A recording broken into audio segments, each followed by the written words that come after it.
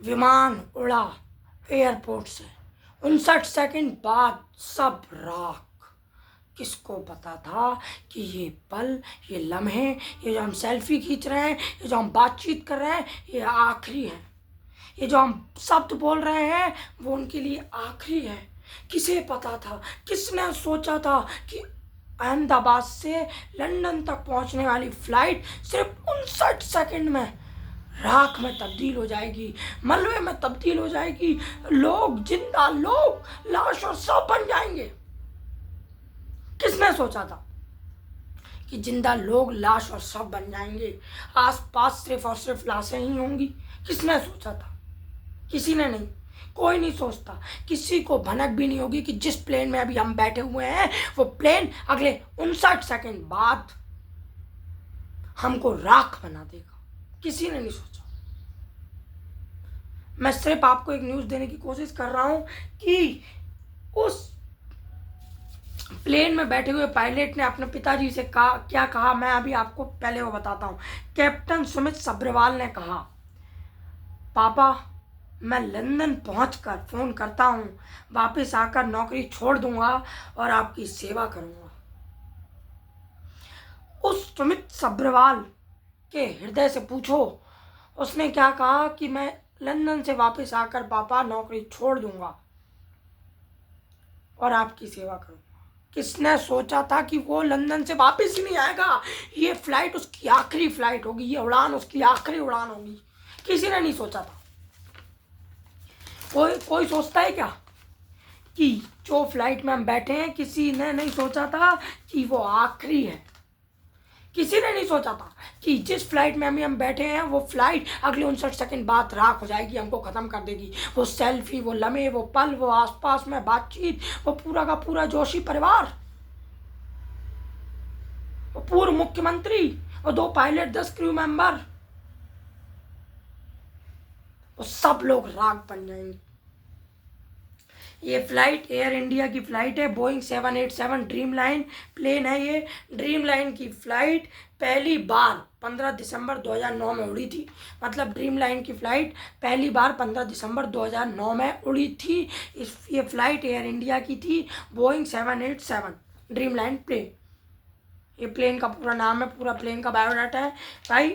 और एक और बात मैं आपको बता देता हूँ, इसमें ये फ़्लाइट मेघानी इलाके में क्रैश हुई है।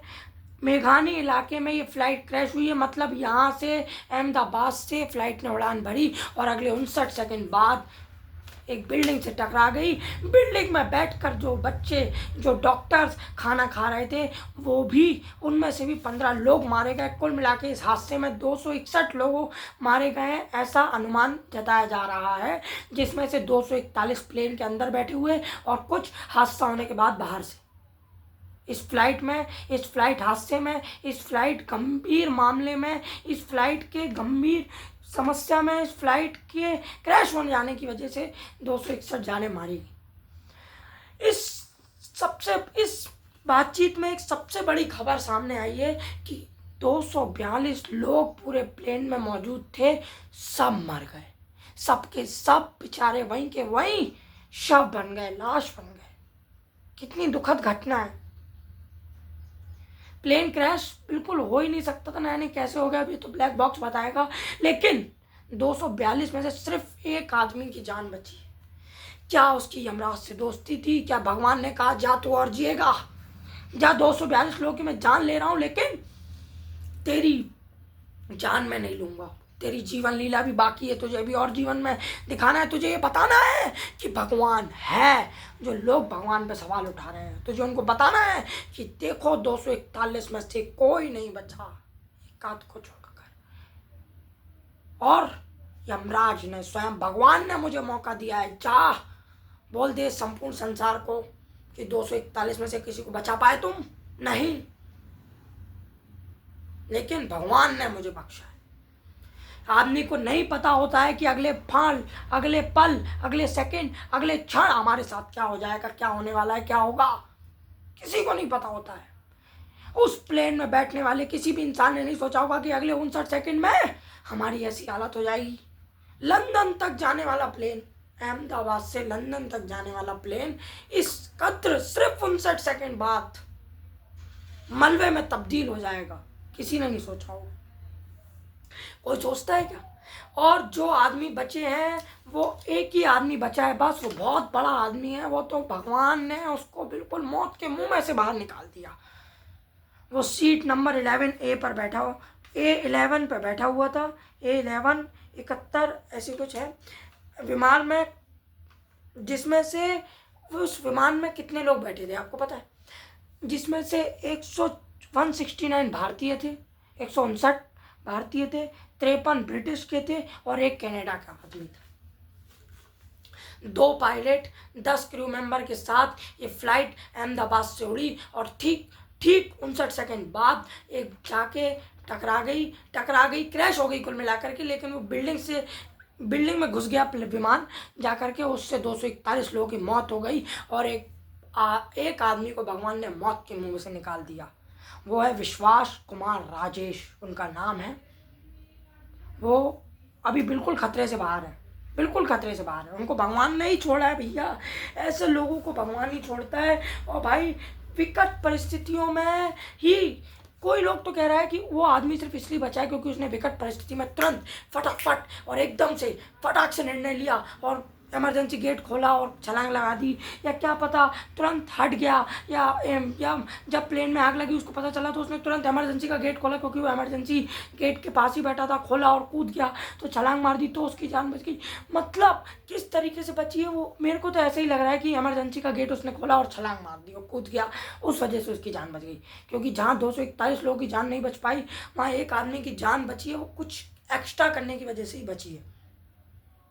विकट परिस्थितियों में जो इंसान घबरा गया वो कभी जीत नहीं सकता। विकट परिस्थितियों में ही तो सामना करना होता है। विकट परिस्थितियों में ही अपनी ताकत, अपनी बल, अपने अनुमान का, अपने सही डिसीजन का ज्ञान ले करके या ज्ञान का इस्तेमाल करके कि हम कितने सही डिसीजन लेते हैं, हम कितने बड़े हैं, हम कितने 30 मार का हैं, वो बात इसी टाइम पर बताई जाती है कि हमें कहाँ कूदना है, कब कूदना है, कैसे हमको चेंजेस करने। उस विमान ने नीचे बैठे हुए संपर्क भी किया था, लेकिन क्षण जो फ्लाइट उड़ी हो और 59 सेकंड में क्रैश हो गई हो, समझो भाई समय ही नहीं था। ये फ्लाइट उड़ी और 30 सेकंड बाद उसमें आग लग गई और ख़त्म। किसने सोचा था ऐसा होगा? कौन सोचता है कि हम जिस फ्लाइट में बैठे 59 सेकंड बाद ख़त्म हो जाएगी, लाश बना देगी जो अंदर लोग बैठे हुए। उसमें एक जोशी परिवार भी मारा गया। जोशी परिवार पूरा परिवार ही वो खराब हो गया। विश्वास कुमार राजेश वहाँ ब्रिटिश के रहवासी हैं लेकिन भारतीय हैं। वो इधर भारत अपने परिवार से मिलने आए थे, लेकिन वो अपनी पति पत्नी बच्चों के साथ ब्रिटिश में रहते हैं। लेकिन इस टाइम पर वो सिर्फ और सिर्फ भारत अपने परिवार से मिलने आए थे, जो भी माँ बाबू जी रहते होंगे।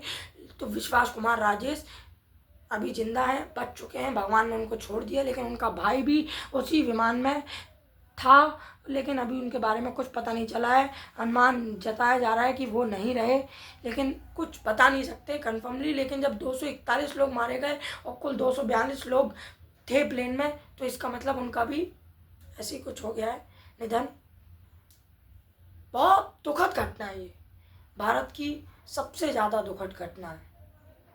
प्लेन में बैठे सारे लोग मारे। अपने ऊपर घमंड कभी मत करना जीवन में, क्योंकि अगले क्षण का भी तुमको मालूम नहीं है। अगले क्षण तुम्हारे साथ क्या होना है ये भी तुमको नहीं मालूम। किस बात का घमंड है यार। मिलते हैं किसी नई वीडियो में नए टॉपिक के साथ।